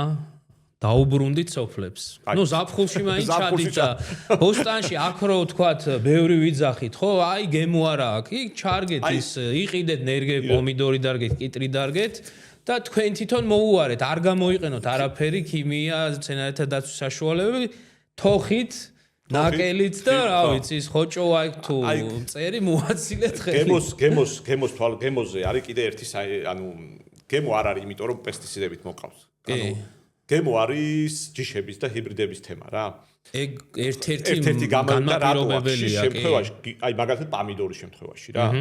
ხშირ შემთხვევაში მომხმარებელი არის გემოზე პასუხისმგებელი და რატო? როდესაც გლეხს მოყავს ჯიში. გემრიელი პომიდორი უნდა იყოს წვნიანი, ხორციანი, ხო? ეს ვაშლიანი მეგობრებო. ვამოვდა თხელკანიანი. როდესაც ფერმერს მოყავს ესეთი ჯიში, რომელიც ბებიამისი რხავ და ბაბუამისი რხავ და უგემრიელესი იყო, ხო? სანამ თბილისამდე ჩამოიტან 10 წელს, 10-დან 3 გადასაგდებია. ტრანსპორტირებას ვერ იტანს, ხო? ტრანსპორტირებას ვერ იტანს, ირაკლი. ანუ კარგი ანუ ის ჯიშები ხო, ნუ აქ ჩამოიტანს, აქ აიღებს სამჯერ გადადებს, გადმოდებს, კიდე ორი გადასაგდები ხდება და ნახევარ გაუკიდავ ხდება. თანამედროვე კომპანიები ხა რაც მუშაობენ, ხო? ტრანსპორტირება ერთ-ერთი პრიორიტეტია სელექციის დროს რა. ხო, ყველაფერს უნდა გაუძლოს. უნდა დაიკროს კრიფოს სადღაც, მინიმუმ 3 დღე გზაში უნდა იყოს გაცეულ და ასე შემდეგ. მიზეზი ეს არის გემოსი, სხვა არაფერი. იგივე ვაშლი ხა, როცა არჩევანი გაქვს ვიზუალზე და გემოზე, ხო, ნუ ყველაფერს ერთად ბალანსი უნდა დაიცვა, ხო, ადვილი არ არის ეს რა, ანუ იგივე ვაშლში მაგალითად ევროპაში განსაკუთრებით, ხო, ეხლა 20 წელიწადში ერთჯერ ბაღების განახლება ხდება რა, ანუ იგივე ნაგალაჯიშები რო ირგვება M9-ზე, ხო, 20 წელი 25 წლის მერე უნდა ამოთხარო და ეს ამოთხრა ემთხვევა ხშირად ახალ მოდას. ანუ ის ვაშლი რაც დარგე 25 წლის წინ 25 წლის მერე აღარ არის პოპულარული. იმიტომ რომ სხვა ახალი ჯიშებია რა. ხო, ანუ იქ ძალიან მუშაობს ეს ანუ კლონირებაზე მუშაობა და ახალი კლონების გამოყენება უფრო მაღალმოსავლიანი, უფრო მაგარ ანუ ძალიან ბევრი ანუ იგივე კრეფის დროს ნაჟეჟების არ გაჩენა და რაღაცა და ეს ყველაფერი ასე ვთქვათ კომპრომისების ხარჯზე მიდის ყველაფერი რა. ხო, კომერციული წარმოება და მასშტაბის გაზრდა, თქვა დიდ მეურნეობაში, ხო, აქ არ არის საუბარი მცირე ბოსტანზე. ჩვენ ახლა სახში შეგვიძლია გავაკეთოთ. გადინება სოფლებიდან არ არის 엘ემენტარი. ხო, რა ზოგი მექანიკურად იკრიფება ახლა უკვე ვაშლი. ხო, უძლებდეს ჩამოვარდნას. ეგეც იმ დანადგარს უნდა უძლებდეს თავისთავად. ხო, იგივე კარტოფილის აღებაზე, რავი, ყველაფერი არის ბალანსი დასაჭერი და ახლა. კაი, მოკლედ, მე მგონი ეს მცენარეთა დაცვის საშუალებებზე ვისაუბრეთ და პროცესი რო გავაგრძელოთ. პროცესი გავიარ, ნუ ამ შემთხვევაში ნუ ახლა კარტოფილს წამლავთ, ხო, ნუ ვამუშავებთ კონტაქტურებით, თუ დაავადება არ გაქვს კონტაქტური პრობლემას არ ქნის. 2 წვის წინ, წვიმის შემდეგ უნდა აკონტროლო რა, იმიტომ რომ წვიმ სოკოა რა, ჩვეულებრივი უბრალოდ ფუცარი კეთებს ადამიანის ვიზუალ ქამასოკო ამოდის წვიმის მერე. სწორედ წვიმის მერეა იდეალური, ასე ვთქვათ, ტემპერატურა და ის თუ ებთხება და ენის და ტემპერატურის რაღაცა გადაკვეთის წერტილი. ნამის წერტილი თუ დილის ნამი არის, ალბათობა იმისა, ყველაფერზე, ვაშლისთვის კეცი, ვენახისთვის ჭრაკი და ასე შემდეგ, ყველაფერი მასში. ნუ აი ეს ბალანსი უნდა დაიცვა, ყოველ დღე უნდა იყო იქ. აი დათესე და აღარ მიეკარე მონიტორინგი არის სულ და იარო აი ესე ყოფილა შემთხვევა ხოლმე ძალმა გაირბინოში დაკვეთში და 4 საათის მერე ეგრევე ის გაჩნდეს რა ქვია იმ ბზოლზე სოკო ეგრევე ხდება ხოლმე რა ნამიანზე რო გაირბენს ეგეთი ცხოველი არის გამოწვევი ამიტომ სულ ყოველ წუთში იქ უნდა იყო იმიტომ თუ სოკოვანი დაავადება გაგექცა ჩათვალე რომ 72 საათში თუ არ მოახერხე ლოკალიზება ის შეიძლება ცეცხლად გადაიქცეს და დაწვას აზიანებს ყველაფერს თელი მოსავალი დაკარგო ეს მერე ეს შენახვაზეც შეიძლება ნუ ერთი რომ დაკარგე მოსავალი რაღაცა პროცენტი და გაგინახე ისიც პრობლემურია ხო სათესერთ არ გამოგადგება და პლუს ამას შენახვითაც სუდათ ინახება პება წყლად მიდის ხო ხშირად აბრალებენ ხოლმე ხა ნუ ფერმერიც არის დამნაშავე მაგრამ ნუ არ ყველა ესე ვერ არეგულირებს და ვერ უვლის რა და კი ბატონო. მე უკვე იდეაში ყვავილობისას უკვე ყველა ტუბერი ჩასახულია. ყვავილობას დაკლებას ყვავილობა როგორც კი დაიცლება, უკვე ტუბერი იწყებს გაზრდას, დამსხვილებას რა. უდავადევნო თვალყური რა პროცესები, წყალმიწა არ უნდა გაჩნდეს, რომ იგივე დაგვეგრიხოს კარტოფილი ვიზუალით და კარტოფილს და ასე შემდეგ. ამ დროსაც მორწყვაც საკმაოდ ისეთია, არ უნდა ასე ვთქვათ, მიწა არ უნდა გამოშეს, იმიტომ თუ დაიგვალო მე წყალი მიაწოდე უცაბედად იზრდება. ხო, ტენიანობა უნდა შევინარჩუნოთ, რაზეც იზრდება და სკდება, მე კანზე ნაპრალებია. შია ნაპრალი არის, აი, როიცი ახლა გახეთქილი, ან არის დაუშვათ წყლის არათანაბარი მიწოდების გამო, შეიძლება იყოს იგივე კალიუმის დეფიციტის გამო და შეიძლება იყოს დავირუსებული თესლის გამო. ანუ კარტოფილი არ არის კლასიკური თესლი, რასაც თესავთ, ეს არის სახეცვლილი ტუბერი და ახასიათებს ასე ვთქვათ, ვირუსების აკიდება რა მოკლედ. და ნუ ეს არის, მივდივართ უკვე მოსავლამდე. აი, მოსავლის აღებამდე მე ვიცი, რომ ხშირად ბევრი ფერმერი იყენებს აზოტს. აი, რა დრო არის საჭირო, ანუ უпростоრეთ მოსავლის აღებამდე, რა დრო აღარ შეიძლება, რომ არაფერი გამოვიყენოს. ანუ ვეგეტაცია, როცა დაღმა მიდის, ანუ ეს თქვათ მწვანე მასა უკვე ხმობისკენ წავიდა. ანუ აზოტს აძლევს სანამ იზრდება. კი. პიკს მიაღწია, всё, მორჩენილია. ანუ აზოტი აღარ უნდა მიწოს. აღარ უნდა გააკაროთ. ხო, ანუ ზოგი არის ესეთი ძალიან მარტივად რო ახსნათ, რომ თქვათ ტუბერის დასაზრდელად. ხო, არა, გან არ ექნება შედეგი. აყრიან. გან არ ექნება შედეგი, მაგრამ აქ უკვე რა არის? უჯრედის ზომა იზრდება. ანუ კანით ხელდება უჯრედის, წყალით ივსება და მერე იწყებს პოვას უკვე. პლუს ამას მაგრამ წონაში იმატებს, მაგრამ არის ნიტრატი შიგ. არის ალბათობა რომ შიგ ნიტრატი დარჩეს. კი. ამიტომ შესაბამისად ეს რო არის ხან და ეგ უკვე არ უნდა ჭამოთ. მავნებლობაა. კი, მავნებლობა. თირკველებს ურტყავს. მაგის სისხლის სამართლის დანაშაულია ჩემი აზრით რა. ხო, იგივე პესტიციდების გამოყენება ანუ არის ხოლმე ხშირად ხოლმე რომ აი ბოლო მოსავლის აღების დროს ინსექტიციდებს იყენებენ რაღაც იქეთ ეგეც სისხლის სამბებერო კითხო დანაშაულია რა. ანუ ესე იგი მოსავლის აღებამდე რამდენი დღით ადრე უნდა ეგ პროცესები გავაჩერო. ხო, ანუ კარტოფილის შემთხვევაში ეს დაახლოებით უკვე 60 დღეა რა. 60 დღე. მაგრამ აი მაგ დროს რა შეიძლება თქვათ დაავადება გამიჩნდეს და ნუ საჭიროება გამიხდეს. დაავადება გამიჩნდეს, ფიტოპტორა შეიძლება გაჩნდეს. ხო. ამიტომ ეს უნდა წამლო არა, ამაში არ არის პრობლემა რა. ლოდინის პერიოდი განსაკუთრებით ხა კონტაქტურებს აქვს, ლოდინის პერიოდი მაქსიმუმ 2 კვირა. კონტაქტურებს. არის ის კარტოფილის შემთხვევაში შეიძლება 3 დღე კონდეს რაღაცას. სპილენძი მაგალითად რა. მაგასაც მნიშვნელობა პრეპარატს გამოვიყენებთ რა. ანუ უყურეთ, როდესაც პირველ რიგში რა უნდა გააკეთოს, როცა ყიდულობს. უნდა ნახოს სახელი, ნუ სახელი არაფრის თქვენია ზოგადად. რაღაც ისეთი სანდო კომპანიის სახელი. მე ქვეშ აწერია საწყისი ნივთიერება, როგორც პრეპარატი, პარაცეტამოლი შეიძლება იყოს სხვადასხვა, ის უბრალოდ ესეა რა, ანუ პირობითად დიფინოკონაზოლი შეიძლება იყოს სხვადასხვა კომპანიის ეს და მე ნახულობთ ანოტაციას რა კულტურებისთვის არის და ბოლოში არის, ან ერთი წინარე ანუ ორი ციფრი წერია ერთად. გამოყენების ჯერადობა 1 ან დაუშვათ 2 ან 3 შეიძლება ნაკვეთში გამოიყენოს 3-ჯერ. და მე ფრჩხილებში წერია ლოდინის პერიოდი, დაუშვათ 5, 20, 35 დღე და ასე შემდეგ. ესე იგი, ყველამ უნდა ვიკითხოთ, სანამ გამოვიყენოთ ლოდინის პერიოდი რამდენი. ეს უნდა ვიცოდეთ. დაუშვათ, ეგ არის კრიტიკული მაშინ, სანამ მოსავალს აიღებთ. და კიდე ერთი ის არის, რომ თქვათ, ამ ვეგეტაციის პერიოდში ხშირად არის ხოლმე, რომ თქვათ, ამოვიღე, წავიღებ, ჭამე, ხო? ხო, მანდაც მნიშვნელოვანია, რომ ის თქვათ, ლოდინის პერიოდი რაღაც პრეპარატი რო შეიტანე, დაიცვა, რომ თავი დაიცვა, თქვათ, რაღაცა საზიანო არ მიიღო ბოსტნეულზე. ეხლა განსაკუთრებით ბოლო 20 წელიწადში ეს ევროპაში არის ძალიან მაღალ დონეზე ეს რა. ეხლა ჩვენთან 1-2-ია წელი დაუშვათ ლოდინის პერიოდი და გამოყენების ჯერადობა. იქ კიდე არის მინდორ შესვლის რამდენი დღეა ბოლო კვლევებით რა, ანუ პესტიციდები ზარალდებია ხშირ შემთხვევაში არ მოხმარებლები, არამედ ფერმერები უფრო. რაღაც ისინი, იმიტომ ფერმერს უშუალო შეხება აქვს, ხო იმ წუთში. ხო, ხელი მოკიდა პირში ჩაიდო რაღაცა. ჩვენთან ახლა სიგარეტს უეწერიან, მე დალებენ ახლა მიაყოლებენ იმას და ამიტომ ეს არის, ანუ ევროპაში ამასაც აკონტროლებენ. სცენარის მოეფერებიან და ასე შემდეგ. ხო, რა მოგი იმას რა ვაშ ან კურძეს მოკრიფავენ ლურჯი და ო იმიტომ რომ შემთხვევაში სპილენში არის შეიძლება რაღაცა იყოს კიდე სიმოქსალი. ნუ არ არის საჭირო რა. ანუ ეგ უნდა გავითვალისწინოთ. უნდა გარეცხოთ კონტაქტური მაგალითად რომ გარეცხო კონტაქტური ფუნგიციდი რომ გარეცხო აღარ ჩანს. ხო, რომელიც სცენარში არ შედის რა. ხო, სისტემური შედის. ნუ მინიმუმ გარეცხეთ და დანარჩენი გათალეთ რა ხო, გათალეთ. ესე იგი, ავიღეთ მოსავალი. ხო, კარტოფილის მოსავლის აღებაში ერთ-ერთი ყველაზე მთავარი ის არის, ასე ვთქვათ, საწყობი. შენახვა. ანუ უდაეცადო მაქსიმალურად დაუზიანებლად აიღო კანი, რაღაც გადაარჩიო საწყობ შეტანისას და ნუ მე ნელ-ნელა უნდა გაცივდეს რა. ანუ დღეში პირობითად ვამბობ თუ ტემპერატურა არის აღების დროს 30 გრადუსი, ყოველდღიურად ეხლა ანუ 30 რას ნიშნავს, რომ კარტოფილში გულის ტემპერატურა 30. ანუ თერმომეტრთან ჩაარჭოთ და გაზომოთ, თქვა რა ტემპერატურაა. დაუშვათ ეს თუ არის 20 გრადუსი. 20 გრადუსი, ნუ უკვე შეიძლება საწყობში. ანუ ნელ-ნელა უნდა გააციოთ, ხო? ნუ მოხმარება რა არის მე უკვე ნუ ოჯახის პირობებში ცივი სარდაფი, კარტოფილი არ აღმოცენდება თუ არის დაუშვათ ტემპერატურა სადღაც 3-4 გრადუსის ფარგლებში. დიდხანს შეინახება. შენახვა პლუს ჯიშებზეა დამოკიდებული როგორი უნარი აქვს. ანუ არის კარტოფილები, რომელსაც დიდი ძილის პერიოდი აქვს და არ აღმოცენდება. დიდხანს. ნუ არის რაღაცა ადრე იღვიძეს, მაგრამ ნუ ყოველ შემთხვევაში არ უნდა ჭამოთ გამწვანებული კარტოფილი, არც ერთ შემთხვევაში სოლანი შეიძლება დიდი რაოდენობით. რატომ წვანდება კარტოფილი? ეგეც აუხსნათ. მზის სხივების, ასე ვთქვათ, პირდაპირ ან გაფანტული მზის სხივების ზემოქმედებით, ხო? ანუ წარმოიქმნება ნივთიერება სოლანი, რომელიც ადამიანისთვის, სიცოცხლისთვის საში, არა მარტო ადამიანისთვის, ცხოველებისაც საშიში ხა. ერთჯერ რო შეჭამო კი არაფერი მოგივა, მაგრამ დაგროვებადი ეფექტი აქვს რა. აბა, რამდენჯერ გიჭამიეთ ეგეთი გამწვანებული, დაწერეთ კომენტარებში. თუ მე გამწვანებულია, გადააგდე. დამპალია გადააგდე. გადააგდე რა, თქვა გათალე მინიმუმ. გადავაგდოთ მთლიანად. არ მოკიდოთ ხელი რა. სინათლეში არ დადოთ, დადეთ სიბნელეში, ნუ კარტოფილის გულის ტემპერატურა 20 გრადუსი, ხო?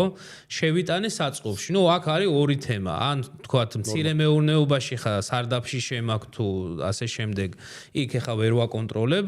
როცა მაქვს თქვა შესაბამის შესანახი მეურნეობა, იქ უნდა მოხდეს ამ კარტოფილის კონდიცირება. კი ბატონო. კონდიცირება სასურველია, ნელ-ნელა ჩამოვიყვანოთ 0.5 გრადუსით დღეში, ხო? თქვათ, რომ კარტოფილმა არ მიიღოს სტრესი. პლუს ამას ეს რას უწყობს ხელს რა? ჭრილობების შეხორცებას. როგორც გინდა ამოიღე კარტოფილი, იქ რაღაცა დაგიზიან და გაიკაცო. ხო, თქვათ, მექანიკურად აიქერცლა ეს კანი. აქვს კარტოფილის თვისება, რომ ჭრილობა შეიხორცოს, ანუ სახამებელს გამოყოფს და ის ადგილი მოშუშტება, ხო, მოშუშტება, გამოშუშტება. იქ სიდამპლე არ გაჩნდება. პლუს ამას ახლა შეიძლება ტემპერატურა ვერ აკონტროლო თან ახლა სარდაფში, მაგრამ ყოველ შემთხვევაში ღამე ფანჯრების გაღება შეიძლება და რაღაც ვენტილატორის დაყენება, რომელიც ჰაერის ცირკულაციას შეუწყობს ხელს. ესეც აუხსნათ, რომ ეს იმიტომ უნდა გავაკეთოთ, მეგობრებო, რომ არ დაგვიგროვდეს CO, იმიტომ რომ კარტოფილი სუნთქავს, არის ცოცხალი ორგანიზმი, გამოყოფს CO-ს, რომელიც საბოლოო ჯამში ისევ კარტოფილს სტრესავს. შესაბამისად, მნიშვნელოვანია იმისთვის, რომ არ დავაზიანოთ ეს ჩვენი ცოცხალი ორგანიზმი კარტოფილი გავანიაოთ და ანუ სულ განახლებული ჰაერი, ანუ ჟანგბადით მდიდარი ჰაერი უნდა მივაწოდოთ. და ხო, რა თქმა უნდა, ტემპერატურა სტაბილური, როცა უკვე თქვათ ამ 20 გრადუსიდან თუ რამდენიდან რა ტემპერატურაზეც იქნება ეს აღების დროს, თქვათ 15, 10 თუ 30 უნდა ჩამოვიყვანოთ სასურველად თქვათ ის 4 გრადუსია თუ 8 ხო 8 ქვევით არის სადღაც ვერ ჩამოვიყვა 8-ზე დაბლა ახლა საქართველოში ხო ნუ 8 გრადუსის 8 მოდი ესე ვთქვათ რომ 4-დან 8-მდე არის ნორმალური საშუალო მისაღები მალე აგიღოჯდებათ ხო მისაღები რეკომენდირებული ისა ტემპერატურა რა ხო იმაზე დაბლას თუ ჩამოვიყვანთ კარტოფილს კი ბევრი არაფერი დაუშავდება უბრალოდ გემოშეცვით დატკბება ხო, რაც უფრო დაბარ ტემპერატურაზე იქნება, თქვათ იმ 4-ის ქვევით, ან თქვენ ალბათ შეიძლება ყინვაშიც დაგჩენიათ და მე თქვათ შეგიწვიათ ან გიჭამიათ და ხო, ეგ რატო ხდება? ეგ აუხსნათ. ნუ სახამებელი გადადის ანუ კარტოფილს პროცესია რა. ხო, კარტოფილს აგეგედი თვისება, როცა განიცდის სტრესს, სახამებელს აქცევს შაქრებად. შესაბამისად, აი ტაფაზეც თუ შეგიწვიათ ეს კარტოფილი და შავდება, ან გაშავებულა, ზოგჯერ ოქროსფრად დაბრაწულა, ეგ არის ზუსტად შაქრების თემა და შავდება და თუ ისა კარგად შენახული კარტოფილი თუ ჯიშიც დამოკიდებულია ხო ახლა რა შემცველობა აქვს და ასე შემდეგ რა.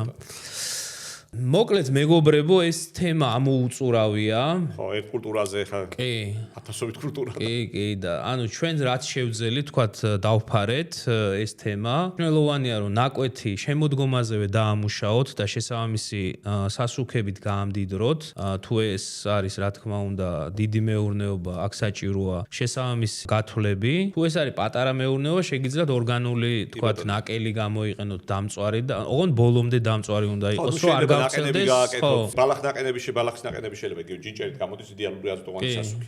და მცირე მასშტაბზე, ხო? ჩაჭრით დაასხავ წყალს, ადუღდება რამდენიმე დღეში, ცოტა სუნი არ უარგა, მაგრამ ნუ ყოველ შემთხვევაში მე გამოიყენებ მოასწორებ, კი. იდეალური მოსავალსაც მიიღებთ გარანტიას მაგას. ხო, მნიშვნელოვანი კიდე არის, რომ მცენარეთა დაცვის საშუალებები, რასაც გამოიყენებთ, ან როცა მიდიხართ მაღაზიაში, წაიღეთ ნიმუში, ან წაიღეთ მინიმუმ ფოტო, იქ დაგხვდებათ კვალიფიციური ხალხი, რა ვიცი, ნებისმიერ ნორმალურ მაღაზიაში, ნებისმიერმა თქვათ გამყიდველი იქნება თუ адგილზე უფასო კონსულტაცია, აგრონომი იქნება, აუცილებლად გაიარეთ კონსულტაცია, ხო, ჩაწერამდე ჯერ დაადგინეთ რა დაავადებაა რეალურად და მერე უკვე დეტალურად ანოტაციაც წაიკითხეთ, რეკომენდაცია ჩაიწერეთ და შესაბამისად შეასრულეთ, თუ კეთილსინდისიერია, ხო, არ მოგატყუებთ. ის პირი, აგრონომი თუ ასე შემდეგ, ხო. მადლობაც უთხარით მე. ხო, მაგრამ ყველა მერე გამოცდილებით სწავლობთ და ერთხელ რომ მიხوارთ არ იმუშაოთ ორჯერ და სამჯერ, ესე რაღაც უნდა შეცვალოთ აშკარად. ან აგრონომი უნდა შეცვალოთ. არა, და კიდე რა წეგარას ვამბობდი, რას შეიტანა აუცილებლად ჩაიწერე სახელი, იმიტომ რომ აღრიცხვა უნდა ანუ მეორე თუ და მიხვიდე, ხო, კიდე ხშირად კითხავენ ხოლმე რა შეიტანა ერთი კვირისიდან 10 დღის წინ. რა ვიცი, მწვანე რაღაცა იყო. ხო, ეგ უნდა იცოდეთ რა. ნუ ეხა ვინ სერიოზულად ეკიდებით, ვინც არ ეკიდებით სერიოზულად, ხო. ერთობით და რაღაცა. ის შეგიძლიათ იყიდოთ უკვე გამზადებული. ნიშნულოვანი ასევე თესვის შემდეგ ვაწარმოოთ მონიტორინგი, ვაკონტროლოთ დაავადებების გავრცელებას, თქვა სოკოები იქნება ეს თუ მავნებლები და შესაბამისად დავგეგმოთ პრეპარატების გამოყენება. ასევე რაც კრიტიკულია და ბოლოს თქვით და კიდევ ერთხელ გავიმეოროთ, რომ ეგ უკვე ადამიანების ჯანმრთელობას ეხება, ლოდინის ვადა. სანამ ჩვენ მოსავალს ავიღებთ და მივაწვდით ბაზარს, აუცილებელია ნებისმიერი პრეპარატის გამოყენების დროს დავიცვათ და გავითვალისწინოთ ლოდინის ვადა. ანუ არ შევწამლოთ, არ შევიტანოთ ის სასუქები. თუ ვიღებთ დღეს მოსავალს, გუშინ არ უნდა შევიტანო რა. შესაბამისად, თუ ამ პრეპარატს უწერი ან თქვა ამ სასუქს, რომ აქ ლოდინის დრო არის 2 კვირა, 2 კვირით ადრე უნდა მოხდეს ამის გამოყენება, სანამ მოსავალს აიღებთ, რომ ეს იყოს უსაფრთხო და აქ უკვე რა ვიცი, ხა რაზე უნდა ვისაუბროთ, ეთიკიდან დაწყებული ადამიანობამდე მიდის რა. ხო და ბევრი შეიძლება ამას არც უყურებს და შეიძლება არც იცის ინფორმაციაც არა აქვს ბევრს, რომ ეს არ შეიძლება ამის გაკეთება. უბრალოდ მომხმარებლებმა ჩვენს რეკომენდაციას გაძლევთ, რომ ეს უნდა მოიკითხოთ აუცილებლად, სანამ რამეს შეიძენთ და ამას რომ მოიკითხავთ, მერე ფერმერი უფრო ყურადღებით იქნება. ეთიკის საკითხია ძალიან ხშირად, ხო, აიცი, წლების განმავლობაში ვაწარმოებ და მოვიდონ, შენთვის რაც გითესია ის მომეცი. ხო, შენთვის როგორც მოყავს. ანუ ადამიანები თვლიან ხშირ შემთხვევაში, რომ გასაყიდად რაც მითესია ის სხვანაირად მომყავს და რაც შენთვის. და მერე სულ მთელი მოსავალი შენთვის და ეს არ გამოდის. ანუ ყოველ შემთხვევაში მე რაც და სადაც მიმუშავია და ვისთან ერთად მიმუშავე, სულ ვერ მუშაობ რა, ანუ ჩემ ბავშვიც იმას ჭამს, რასაც ვყიდი. არ მიმაჩნია, რომ რამე განსხვავებულად და გავაკეთო რა. კი, ეხლა საადრო კულტურები, რომელიც არის ანუ ლოდინის პერიოდში ვერ ეტევა, ის შეიძლება ჰერბაში აკეთო ისე, მაგრამ ის რომ ზამთარში შესანახ კარტოფილი და უშოთ პომიდორი და რაღაცა, იმას მოვიხმარ მე, რასაც ვყიდი. ეგ არის სწორი მიდგომა. მორალის თემაა ეს ელემენტარულად, სხვა აჭამო და შენთვის სხვა აკეთო. იცი რა არის, მორალის თემას თავიც რო დავანებოთ, დაუშვათ რა. გრძელვადიანად, ანუ შენ 1 წელი და 2 წელი და 5 წელი ვიღაც რო შეგხედავს, ანუ თუ შენ გინდა რომ ფერმერი იყო, ფერმერობა კიდე ცხოვრების სტილია და რა თაობებზე გადადის და ანუ რატომ უნდა დაიზიანო ჯერ შენი სახელი და იმიჯი, იმით რომ შენ რაღაცა ცუცყიდი რა. მეგობრებო, მოკლედ ვიყოთ კეთილსინდისიერები და უნდა ვაწარმოოთ ჯანმრთელი პროდუქტი იმ ყველა ნორმის დაცვით. დღევანდელ სამყაროში ძალიან ბევრი დაავადებაა. ის რომ თქვა ჩვენ არ გამოვიყენოთ, თქვა მცენარეთა დაცვის საშუალებები არ გამოდის, უბრალოდ დავკარგავთ მოსავალს და შიმშილს ჯობია რომ ჩვენ რაღაცა ბალანსი დავიცვათ. როგორც თქვათ, ადამიანს ძალიან ბევრი დაავადება, აგერ კორონავირუსი ქონდა ბოლო-ბოლო და 1000 პრეპარატი ის გამოყენება დაგვჭირდა, ხო? ანუ ეს არ არის ის დრო, როცა, რა ვიცი, 2-3 დაავადება იყო და შეიძლება უცნობიც ბევრი იყო, რომელსაც ვერ ცნობდნენ, ხო? და დღევანდელ სოფლის მეურნეობაში საჭიროა ბალანსი. ანუ მიდგომა ის, რომ თქვათ, ჯერ ქიმია და მერე მოსავალი, ხო, ანუ პირიქით უნდა იყოს. აქ მიდგომა მარტივი, ჯერ ვადგენთ სიმპტომებს და შემდეგ ვიღებთ გადაწყვეტილებას, რა ქიმიური საშუალება გამოვიყენოთ. არის კიდე ახალი ტენდენცია, ბიოლოგიური მიმართულებაც. თავისი ადგილი აქვს და ასე ვთქვათ, ზარდია ჩვენთან არ რთული დაცვა, იმიტომ რომ ძალიან იზოლირებული არ არის რა, სადაც იზოლირებული ადგილები ეგ ადვილია ხა თესბრუნის წარმოება იგივე როცა ბევრ კულტურას აწარმოებ, ხო, იქ სარეველებთან ბრძოლაც მარტივია რა, როცა სიტყვაზე მიწა ცოტა გაქვს და ეგრევე ბოსტნეულიდან მეორე ბოსტნეულზე გადადიხარ და მეორე სხვა ბოსტნეულზე იქ მეზობელი ყავს კიდე რომელიც სარეველას ამრავლებს, ასე ვთქვათ. ხო, ბიოლოგიურიც თქვათ სერტიფიცირება ჭირდება, იქ ბევრი რაღაც უნდა დავიცვათ და შესაბამისად იქ მოსავლის გაფუჭებაც მაღალია. მოსავალიც, ანუ საბოლოოდ გასაყიდი მოსავალი, თქვათ, თუ დაბალანსებული სოფლის მეურნეობით და თანამედროვე მიდგომით თქვათ კარტოფილი რო ავიღოთ მოგყავს ჰექტარზე 40 ტონა საშუალოდ. ბიომეურნეობაში ბიოკარტოფილი ალბათ 20-15. 15 და პლუს ხარისხის ამბავი, ვიზუალის. ხო, თქვათ ეს თუ მოგყავს საშუალოდ ეს არის, რავი, წვრილი, აი შეიძლება ესეთი მიიღო და ეს მავნებლის მიერ დაზიანებული და ასე შემდეგ და ეს იყოს განსხვავება, რა ვიცი. საქართველოში ფასის დიფერენციაცია არ არის ეგრე რა.